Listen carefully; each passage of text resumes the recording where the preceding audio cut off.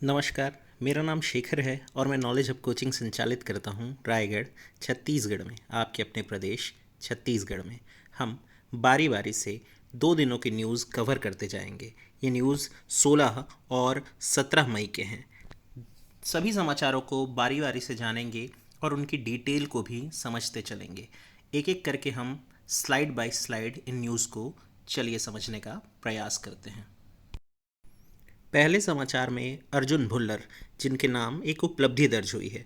Mixed martial art में विश्व खिताब जीतने वाले ये भारतीय मूल के पहले व्यक्ति बन गए हैं। सिंगापुर में वन चैंपियनशिप स्पर्धा हो रही थी, जहां फिलिपिनो अमेरिकी ब्रेंडन वेरा को ये हराकर टूर्नामेंट जीत सके। ओलंपिक में कनाडा को रिप्रेजेंट करने वाले भी भारतीय मूल के ये पहले मिक्स्ड मार्शल आर्ट खिलाड़ी होंगे। जगह जगह ऐसा प्रचारित किया जा रहा है कि ये भारतीय हैं लेकिन इनकी नागरिकता कनाडा की है, जिस तरह से हमारे अभिनेता अक्षय कुमार हैं, बस उसी तरह से। तो आप अर्जुन भुल्लर की उपलब्धि जरूर याद रखें, लेकिन ये ना सोचें कि ये भारत को रिप्रेजेंट कर रहे हैं। ये भारतीय मूल के खिलाड़ी हैं, आपको ये याद रखना है। नाम अर्जुन भुल्लर। अगले समाचार में मोहम्मद जावेद अख्तर का निधन चर्चा में है। मोहम्मद जावेद अख्तर यूपी कैडर के पुलिस प्रमुख थे। इनका निधन कोविड से हुआ है। कोविड से निधन होने वाले ये पहले आईपीएस अधिकारी हैं। ये अलग अलग पद होमगार्ड्स, अग्निशमन सेवा, नागरिक सुरक्षा विभाग संभाल चुके थे। इससे पहले एसएसबी प्रमुख अरुण चौधरी और सीबीआई के डायरेक्टर रंजीत सिन्हा का भी निधन कोविड से अप्रैल में हो गया था। अब हम अगले समाचार की तरफ चलेंगे। ये समाचार बहुत महत्वपूर्ण है। ग्रीन ऑस्कर एक भारतीय व्यक्ति को प्राप्त हुआ। नागालैंड के वाई नुक्लू फोम नाम है इनका, जो कि जैव विविधता के लिए शांति गलियारा बनाने के लिए काम कर रहे हैं। इन्हें इस साल यानी साल 2021 का प्रतिष्ठित व्हीटली पुरस्कार दिया गया। ये व्हीटली पुरस्कार ही ग्रीन ऑस्कर के नाम से जाना जाता है। ये अवार्ड जीतने वाले ये एकमात्र भारतीय हैं। अगर हम इनके कार्यों की बात करें तो ये नागालैंड में एक पर्यावरण कार्यकर्ता के रूप में जंगलों का नेटवर्क बनाए रखने और साथ ही साथ एक दुर्लभ प्रजाति के बाज, जिसको आमूर बाज कहा जाता है, उसकी रक्षा के लिए अपने प्रयासों को करने के लिए जाने गए हैं।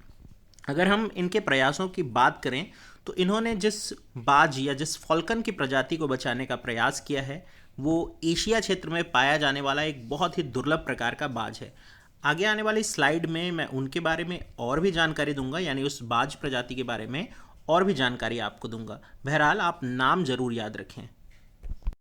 नागालैंड के लोंगलेंग जिले के रहने वाले हैं ये, और इन्होंने नागालैंड ही ना सही बल्कि असम, अरुणाचल और आसपास के जो अन्य राज्य हैं उन सब में भी आमूर बाज के संरक्षण का कार्य किया। इन्होंने लैम्सचेन लोक नाम की एक सोसाइटी बनाई और उस सोसाइटी के माध्यम से इस रैप्टर दुर्लभ बाज को संरक्षित करने का प्रयास कर रहे हैं। ये बाज साइबेरिया क्षेत्र से चीन क्षेत्र में पहुंचता है और फिर मणिपुर, असम, मेघालय में पाया जाता है। ध्यान ये रखना है कि ये बाज जो है वो इंडेंजर्ड प्रजाति मानी जाती है, यानी कि विलुप्त प्राय प्रजाति मानी जाती है। अब इसका तस्वीर जो है मैं आपको पोस्ट कर रहा हूँ, आप आराम से देखिएगा, समझिएगा, और उसके बाद हम अगले समाचार पर बढ़ेंगे। तो ये है वो तस्वीर, आराम से देख लीजिए और अब अगली स्लाइड पर आते हैं। ये एक बहुत छोटा सा अपडेट है और बस नोट कर लीजिए। शास्त्रीय संगीतकार हैं पंडित राजीव तारानाथ और वैज्ञानिक डॉक्टर के कस्तूरी रंगन, इन दोनों को बसव श्री पुरस्कार दिया गया। मुरघा मठ के पुजारी डॉक्टर शिवमूर्ति द्वारा ये घोषणा की गई। अगर आप तारानाथ जी के बारे में जानना चाहें तो ये बहुत जाने माने सरोद वादक रहे हैं। अन्नपूर्णा देवी, अकबर खां, पंडित रविशंकर आदि को इन्होंने शिक्षा दी है। साथ ही साथ डॉक्टर के कस्तूरी रंगन के बारे में आप जानते ही हैं कि वो इसरो के एक बहुत जाने माने वैज्ञानिक और अध्यक्ष भी रहे हैं। मैं आगे आने वाली स्लाइड में इन दोनों शख्सियत की फ़ोटो भी आपको दिखा रहा हूँ। ये दोनों फ़ोटो आप देखिए। पहली वाली तस्वीर के कस्तूरी रंगन साहब की है, इसरो के चेयरपर्सन रहे, और ये दूसरी तस्वीर सरोद वादक ताराचंद जी की है। अगली स्लाइड में हमारे पास वैद्य आपके द्वार योजना है। वैद्य आपके द्वार योजना आयुष मंत्रालय के द्वारा प्रारंभ की गई एक टेलीकॉन्फ्रेंसिंग के माध्यम से स्वास्थ्य सुझाव देने के लिए चालू की गई योजना है। इसमें आयुर्वेद, होम्योपैथी, और यूनानी चिकित्सा यानी 3 अलग अलग वर्ग में चिकित्सकीय सुझाव दिए जा सकेंगे। ये पूरी तरह से निःशुल्क होंगे। इसके लिए आपको आयुष क्योर ऐप डाउनलोड करना होगा और फिर आप दिन में किसी भी वक्त अपने स्वास्थ्य संबंधी समस्याओं को पूछ सकते हैं। हम अगली स्लाइड में चलेंगे और अगली स्लाइड में जाने से हमें पता चल रहा है सीबीआई के एक पूर्व अधिकारी राघव थमन जी के निधन के बारे में। राघव थमन जी राजीव गांधी हत्याकांड के विशेष जांच दल के सदस्य रहे थे, इनफैक्ट अधिकारी रहे थे। 1998 में उन्हें पुलिस पदक और 1994 में राष्ट्रपति पदक से सम्मानित भी रहे हैं। इनके अगर किताब की बात करें तो conspiracy to kill Rajiv Gandhi, 3rd degree crime investigation management and crime and the criminal सहित और बहुत सारी किताबें हैं जो कि पुलिस विभाग अपने अनुभवों को शेयर करने के लिए या अपने एक्सपीरियंस को बढ़ाने के लिए प्रयोग करती है। अगली स्लाइड पर वेरिएंट ऑफ कंसर्न B.1.617 की बात हो रही है।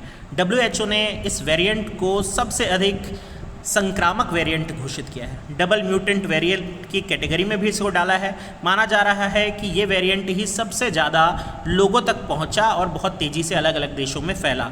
WHO ने इसके 2 प्रकार E484Q और L452R इन दोनों वेरिएंट को सर्वाधिक संक्रामक सबसे खतरनाक वेरिएंट माना हुआ है। इसमें भारतीय वेरिएंट कह देने के कारण बहुत सारी कंट्रोवर्सी भी हुई थी। WHO ने तब स्पष्ट किया था कि इसे सिर्फ भारतीय वेरिएंट नहीं कहा जाएगा, पर अभी तक इसे भारतीय वेरिएंट ही माना जा रहा है। तो आप वेरिएंट ऑफ कंसर्न यानी चिंता का विषय B.1.617 वेरिएंट को ज़रूर याद रखेंगे। अब हम अगली स्लाइड पर चल रहे हैं। ये एक मज़ेदार अपडेट है। सिंथेटिक कैनबिनॉइड्स यानी कि ऐसे तत्व जो कि नशा के लिए प्रयोग किए जाते हैं, इस पर प्रतिबंध लगाने वाला दुनिया का पहला देश चीन बन गया है। चीन आने वाले 1 जुलाई से ये प्रतिबंध लागू कर देगा। सिंथेटिक कैनबिनॉइड्स अत्यधिक छोटे और ई सिगरेट या ऐसे किसी और नशा करने वाली चीज़ों में पाए जाने वाले कण हैं। ये पत्तियों, फूल की पंखुड़ियों आदि से बने हुए होते हैं। तंबाकू का एक रूप समझ सकते हैं आप इसको। मैं सरल शब्दों में कहूँ तो आप इसे जानते हैं। हम बात कर रहे हैं मैरिजुआना की या फिर हम बात कर रहे हैं गांजा की, और गांजा तो मेरे ख्याल से आप सब जानते हैं। तो गांजा आपके अवचेतन पर, मस्तिष्क पर वो प्रभाव डालता है कि आप ख्यालों में ही डूबे रहते हैं। बस यही कारण है कि चीन ख्यालों में नहीं डूबा रहना चाहता और वो इस दवा पर या कैनबिनॉइड्स पर प्रतिबंध लगा रहा है। अगली न्यूज़ स्लाइड में हमारे पास राफेल नडाल हैं। Rafael Nadal Italian open tennis tournament इस साल 2021 के लिए जीत गए हैं। ये 10वीं बार उन्होंने टाइटल जीता, सर्बिया के नोवाक जोकोविच को हराकर। वैसे नडाल स्पेन के रहने वाले हैं। वो 12 बार फाइनल में पहुंचे थे और ये 10वीं बार है कि उन्होंने टाइटल जीता है। अगली न्यूज़ में राष्ट्रीय डेंगू दिवस है। आज 16 मई को ये डेंगू दिवस मनाया जाता है। डेंगू मादा मच्छर एडीज इजिप्टी के काटने से फैलने वाला एक रोग है। डेंगू एक मच्छर जनित बीमारी तो है ही, जो 4 अलग अलग सीरोटाइप डेन 1, डेन 2, डेन 3 और डेन 4 के रूप में पाया जाता है। ख़ास बात यह है कि डेंगू का मच्छर सुबह के समय ही सक्रिय होता है, इसलिए आप और साफ़ पानी में पनपता है, इसलिए आप अपने आसपास पानी को जमने ना दें। कूलर वूलर साफ़ करते रहें भाई। दिल्ली डेंगू से बहुत समय तक प्रभावित रहा था, अभी तो खैर पूरी दुनिया कोरोना से प्रभावित है। अब हम अगली न्यूज़ स्लाइड पर चलेंगे। एंड्रिजा मेजा 69 नंबर की मिस यूनिवर्स बन गई हैं। 2020 के लिए टाइटल उनको मिला है। मेक्सिको की रहने वाली हैं और ये प्रतियोगिता जो फ्लोरिडा में हो रही थी और मियामी में भी इसका कुछ हिस्सा आयोजित किया गया था, इसमें भारत से प्रतिनिधि एडलाइन क्वाड्रोस पहुंची हुई थी, जो कि टॉप 4 में शामिल होने में कामयाब रही। बहरहाल एड्रिजा मेजा उनकी तस्वीर यहाँ पर लगी हुई है। नाम अभी टंग ट्विस्टर की तरह लग रहा है मुझे, एक आध दिन में याद हो जाएगा। आप भी याद करने का प्रयास करें, मैं दोहरा देता हूँ। एंड्रिया मेजा नाम है और 69 नंबर की मिस यूनिवर्स है। अब अगले समाचार पर हम चलते हैं। छोटा सा अपडेट है। विश्व दूरसंचार और सूचना समाज दिवस 17 मई के दिन मनाया जाता है। अंतर्राष्ट्रीय दूरसंचार संघ की स्थापना 1969 में हुई थी और 17 मई ही वो दिन था जब ये स्थापना की गई थी। इसीलिए इस दिन को याद करते हुए विश्व दूरसंचार और सूचना समाज दिवस मनाया जाता है। अगर हम थीम की बात करें तो चुनौतीपूर्ण समाज में डिजिटल परिवर्तन को तेज करना, ये इस वर्ष की थीम है। वैसे अंतर्राष्ट्रीय दूरसंचार संघ का मुख्यालय जिनेवा में है। जिनेवा स्विट्ज़रलैंड में पड़ता है और अंतर्राष्ट्रीय दूरसंचार संघ के महासचिव हावलीन झाओ जी हैं। इतना अपडेट इस न्यूज़ के लिए काफ़ी है। अगले समाचार पर जो अंतिम है उस पर हम चलते हैं। शांति के साथ रहने का अंतर्राष्ट्रीय दिवस 16 मई को मनाया गया। 2018 से यह दिवस मनाया जा रहा है, यानी बहुत नई अवधारणा है। संयुक्त राष्ट्र महासभा ने शांति, सहिष्णुता, समावेश, समझ और एकजुटता को बढ़ावा देने के लिए दिन मनाना तय किया था।